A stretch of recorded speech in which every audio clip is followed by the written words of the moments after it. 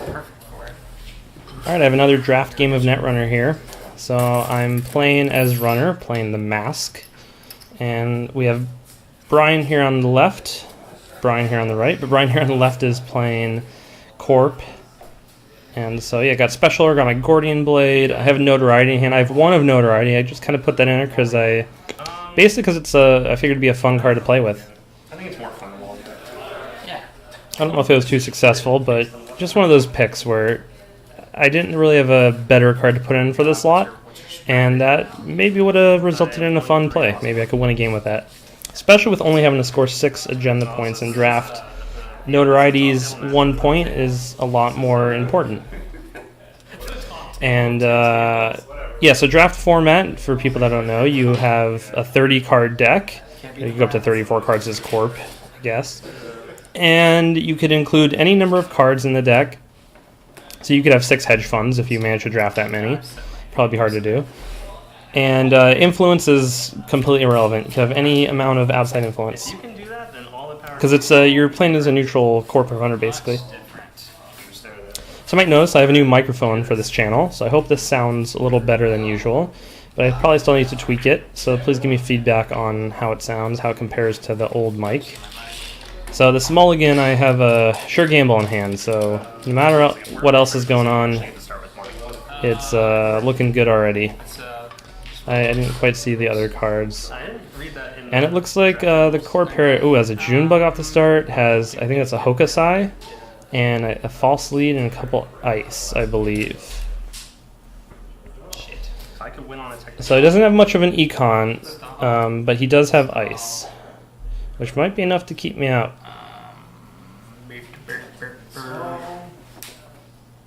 Alright, got an Armistice. Oh, I got the Joshua B and Data Leak reversal in hand. Okay. That might be fun to try and pull off. So he put the Hokusai down there, I think. If that was a Hokusai. Not a click. So get some money. I take the money first because if there's an Earl Katana or something like that, it would suck. So I just see a chum off the top. It would be unfortunate to lose that sure gamble. Oh, this is a pop-up window. That's really good. 2 cards. Oh, and I get the June bug, so that is out of the picture. And it doesn't seem like you tend to draft too many traps as Corp. I don't know if that's just how our packs ended up, or done some Armitage. But yeah, I wasn't seeing too many traps going around in the 2 Corp drafts I've done. I'm not even sure if I got any traps in my Corp deck this time. Alright, so that worked out okay for the Corp. They didn't get any agenda stolen and came up on money. So if it wants to defend up R&D a little bit more, doesn't, or HQ. So he's not Resin Ice. Oh, I see a Fetal AI. Fine. He's got 3 cards in hand. He gets to... Alright, Data Leak and Joshua B. So he says, there goes that combo, but he didn't know at the time that I actually have another copy of each of those cards, so that combo is not necessarily off the table. But I do get 2 agenda points, so that's a good second turn haul right there. So he didn't... can't quite see what this is. It looks like an asset, so I'm deciding if I want to trash it. Might have been a pad campaign, something like that. 4th click, I'll draw. Yeah, he did decide not to res the ice on the first click, so I just drew up some cards and ran it again in case it was a maybe let's say Neural Katana, but Neural Katana might have still been able to get me. So that was a little risky, but it wasn't Neural Katana. He probably would have resed the Neural Katana the first time, and then that Fetal AI would have killed me. I have 5. Okay. I think. Let's install and get 4. Ah, okay, so he's doing private contracts. 10.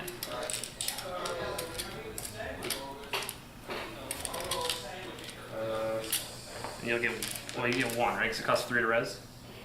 So yeah, we're just talking about the, he was trying to take 4 off of the private contracts, but forgetting that it costs 3 to res.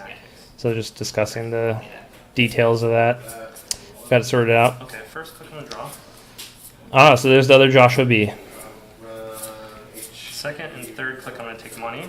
And then fourth click, I'm gonna run in there. I'm gonna spend those and one more.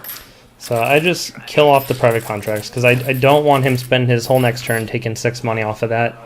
That would put him too far ahead of me.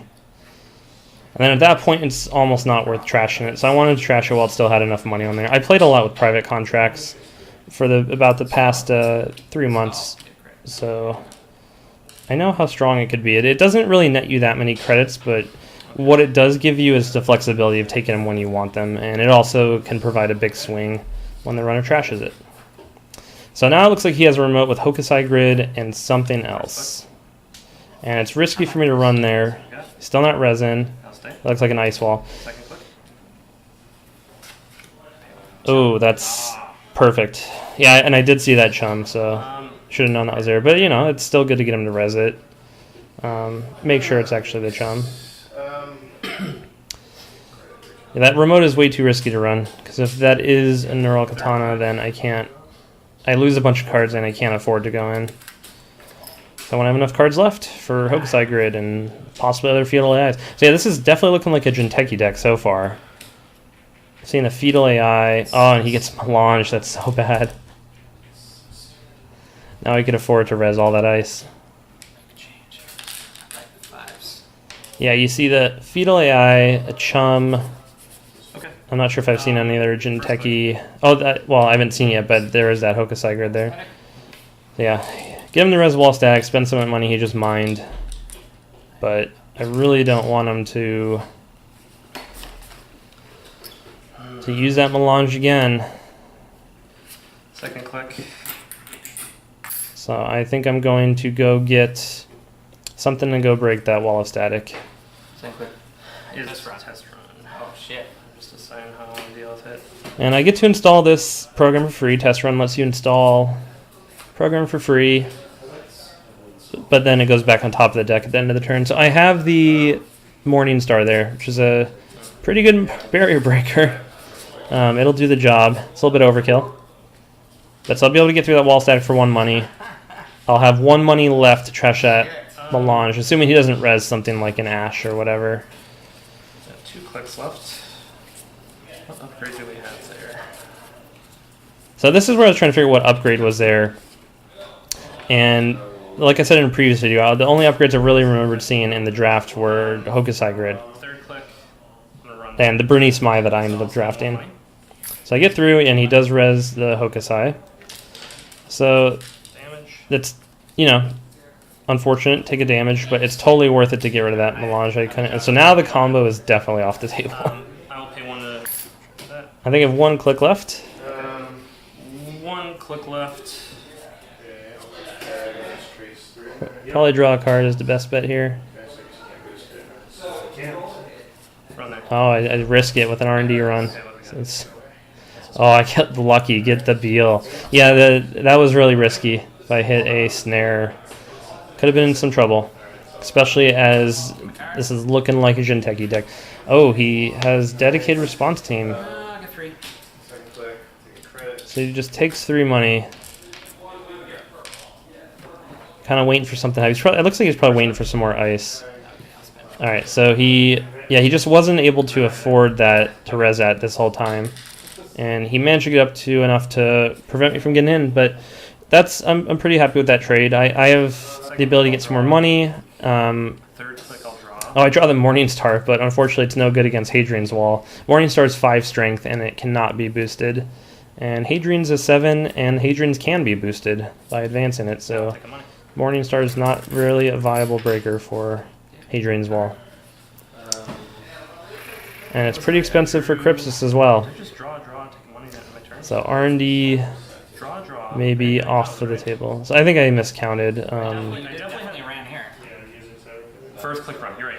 Yeah, I miscounted some of my clicks, but we figured it out. I'll get 3. So he's just taking 3 money. If I could get a Code Gate Breaker out, I could get into R&D, which does have agendas. R&D has the win in there with the corporate war, and there's a false lead that wouldn't be bad to take either. Second click, all special order. So I'm going to fetch a breaker.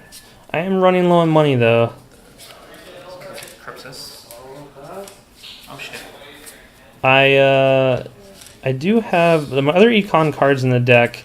I have 2 bank jobs, which Alright, do you want to cut? I think would be hard to pull off now, because I believe that Hokusai grid would trigger when I go in for the bank job.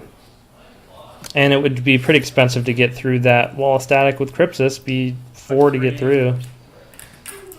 And then click 4. Alright, but I got Crypsis out, so I could start pressuring servers again. Looks like Corpair is doing a little bit of math, trying to figure out how to make something happen. Looks like he just pulled a brain trust. It's probably not what he wants to see right now. That's the thing with the 2-pointers in this format. You would need about 7 2-pointers in your deck, and that's 7 cards in a 30-card deck. So it's just a lot of, I don't know. I don't know if that ratio is. I guess the ratio is about the same as normal Netrunner, I guess. But it's a lot of cards, and you're gonna tend to get flooded sometimes. I think that happened to me at least on my first Corp deck. In a previous draft, I had a lot of 2-pointers and 1-pointers, and you'd see a lot of agendas. All right, so I think he's trying to score at that brain trust, which he probably will be able to do, because I need 4 to get through that wall static alone, which I could get. I could do that just to pressure him and let the Hokusai do a damage. Okay. And then I'm just betting that he isn't going to be able to afford to res that first piece of ice, or it's just going to cost him money. Second click, third click, fourth click. Alright, so going in. Okay. I'll run R&D. So if he really ideally needs to res this if he can't afford to. Otherwise, I'm getting in, and I think that's a brain trust. And maybe that's a dedicated response team. Which, that would probably be a good play, because you don't need to res that front piece of ice. I'm taking a Hokusai damage. And then I'm probably trashing either dedicated response team or the Hokusai. It's not a good point.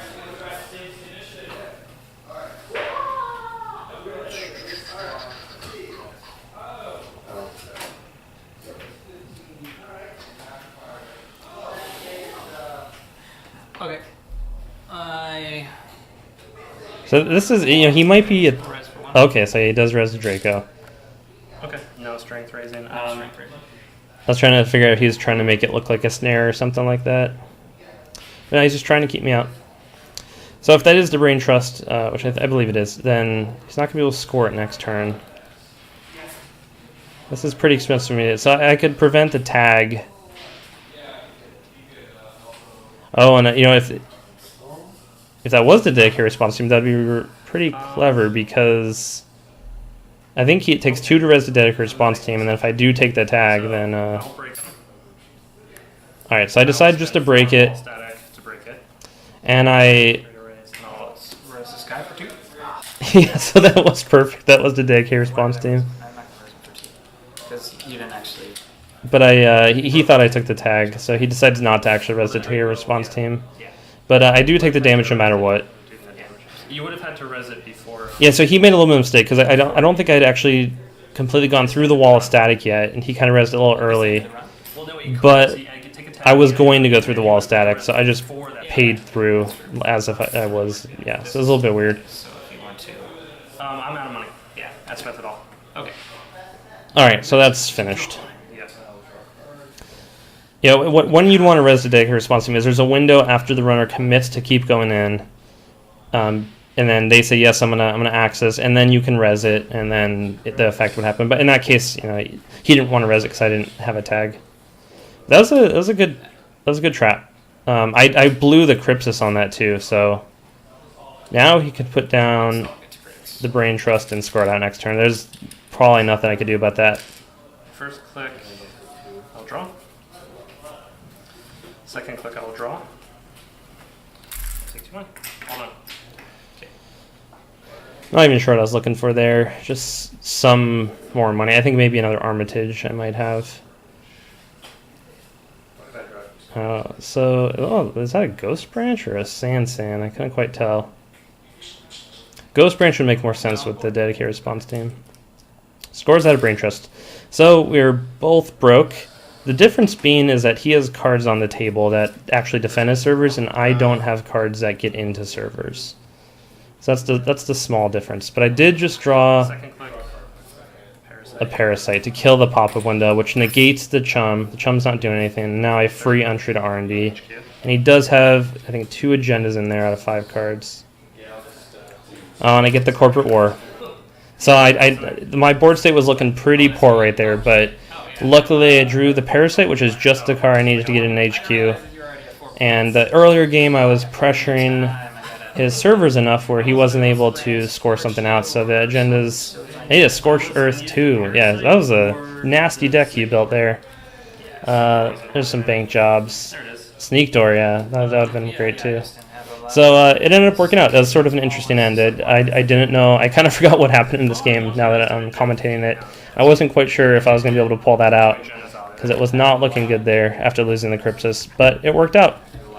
So thanks for watching, and there will be more soon. What else?